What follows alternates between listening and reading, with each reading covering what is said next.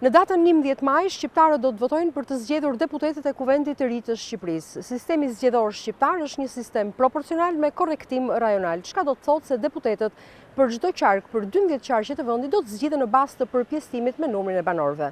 Sigurisht betejë më e fortë është në Tiranë për shkak se është numri më i madh i banorëve dhe numri i kandidatëve për deputet që garojnë është më shumë se 400.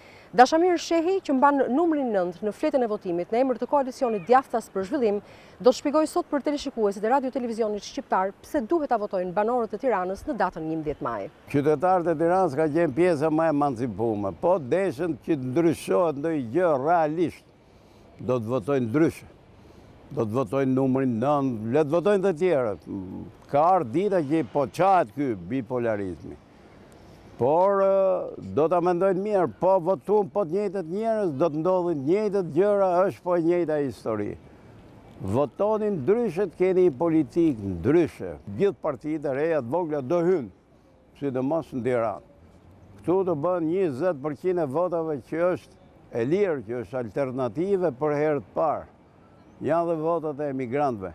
Ky është ndryshimi real për Shqipërinë. Pjesa tjetër pasaj vetëm ai që s'din me lexu se kupton. Pikën më të fortë të programit tuaj, zoti Shehi? Drejtësi, ndryshe, e barabartë për gjithë, një ekonomi ku të ketë punë për gjithë, jo vetëm për këto milionerët që janë këtu rrotull. Kjo është ndryshimi jonë. Thash, edhe është i thjeshtë dhe është i bëshëm. Por Tirana është hambar për partitë e reja që synojnë të hynë në Kuvendin e Shqipërisë në legislaturën e re gjatë muajit shtator kur të konstituohet Kuvendi i ri i Republikës së Shqipërisë.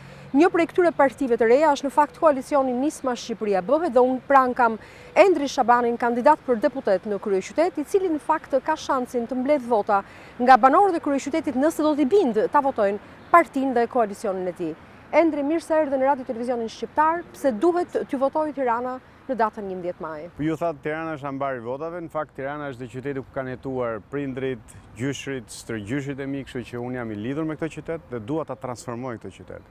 Po s'pari, po shkojmë në parlament sepse duam të transformojmë Shqipërinë.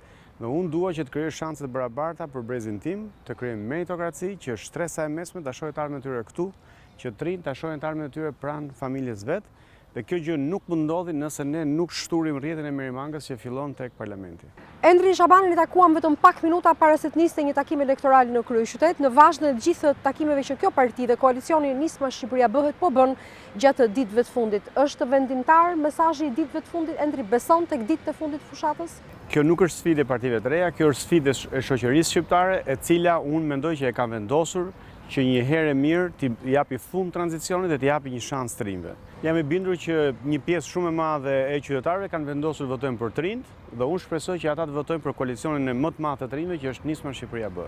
Oferta elektorale e partive politike është e gjerë, por ata që do të vendosin janë shqiptarët në datën 11 maj. Për radio televizionin shqiptar, Sonila Agostini.